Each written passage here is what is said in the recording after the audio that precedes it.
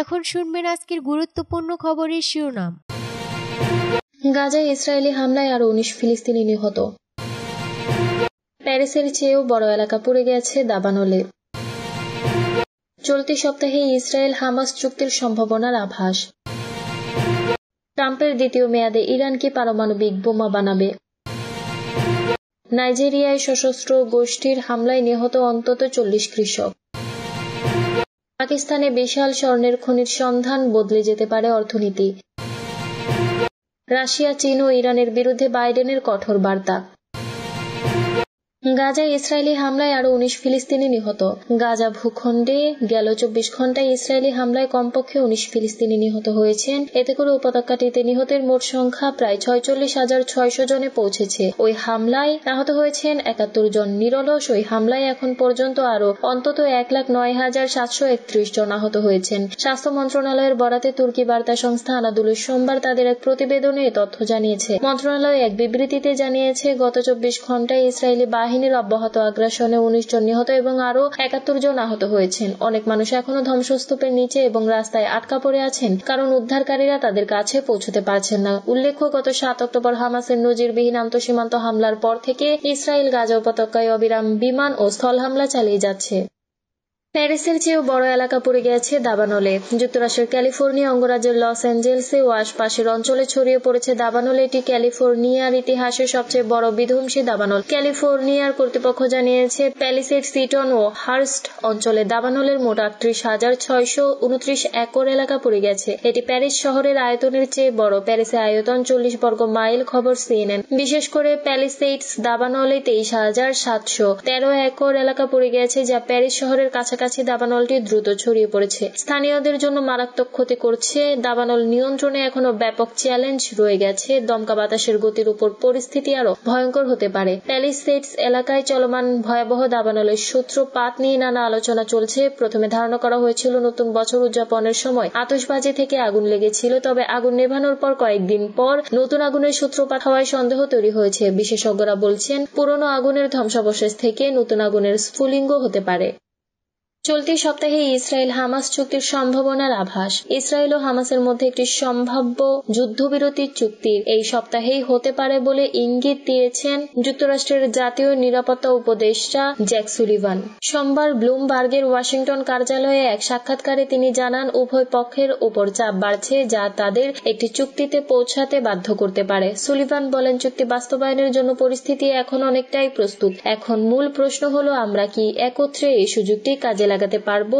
মধ্যপ্রাচ্য যুক্তরাষ্ট্রের বিশেষ দূত ব্রেট ম্যাককার্ক গত এক সপ্তাহ ধরে ওই অঞ্চলে অবস্থান করে চুক্তির খুঁটিনাটি বিষয়ে কাজ করছেন। তিনি কাতারের প্রধানমন্ত্রী এবং ইসরায়েলি কর্মকর্তাদের সঙ্গেও আলোচনা করেছেন। সুলিভান জানান, আলোচনার প্রক্রিয়া ইতিবাচক দিকে অগ্রসর হচ্ছে। চলমান চুক্তির আলোচনা প্রসঙ্গে সুলিভান জানান, প্রেসিডেন্ট জো বাইডেনের প্রশাসন নবনির্বাচিত প্রেসিডেন্ট ডোনাল্ড ট্রাম্পের দলের সঙ্গে ঘনিষ্ঠভাবে কাজ করছে। ট্রাম্পের নতুন প্রশাসন কাজ শুরু করার আগে একটি চুক্তি চূড়ান্ত করার চাপ উভয় পক্ষের জন্য ইতিবাচক হতে পারে বলে মত দেন সুলিভান।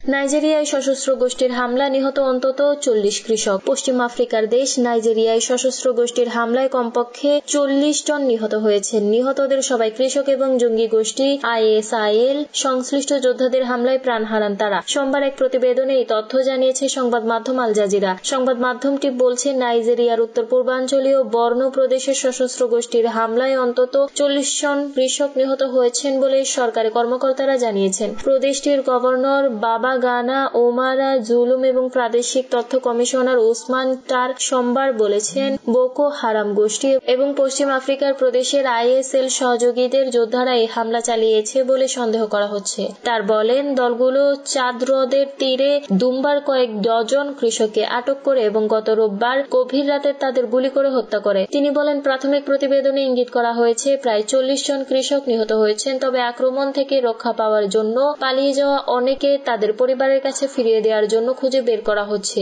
টার আরো বলেছেন, প্রাদেশিক সরকার এই অঞ্চলে বিদ্রোহী যোদ্ধাদের সাথে যুদ্ধরত সৈন্যদের দুম্বা এবং এর আশেপাশে বিস্তৃত লেক চাদ এলাকায় কার্যক্রম পরিচালনা করা বিদ্রোহীদের চিহ্নিত এবং নির্মূল করতে নির্দেশ দিয়েছে।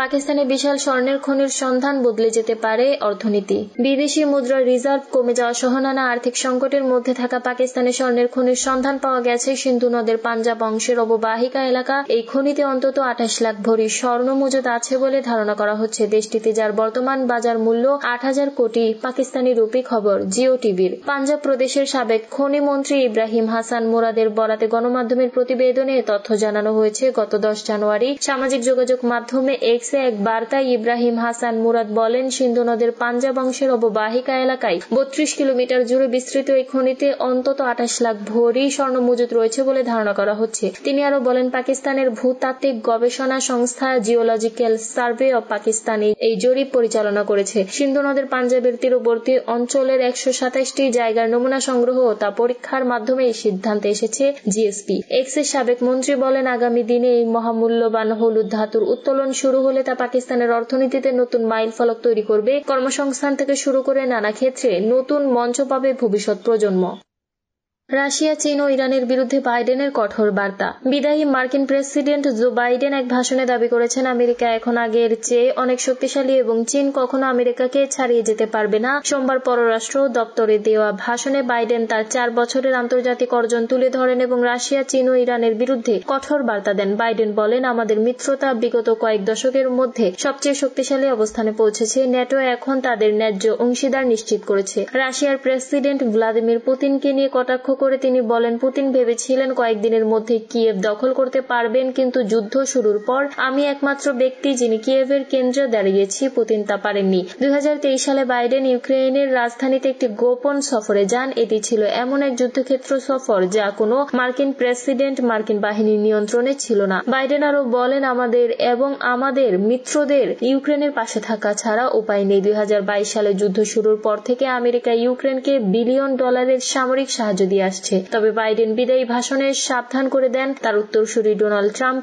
ইউক্রেন রাশিয়া যুদ্ধ বন্ধ করতে এমন একটি চুক্তি করতে পারেন যা ইউক্রেনের ভূখণ্ডের হারানোর ঝুঁকি সৃষ্টি করবে।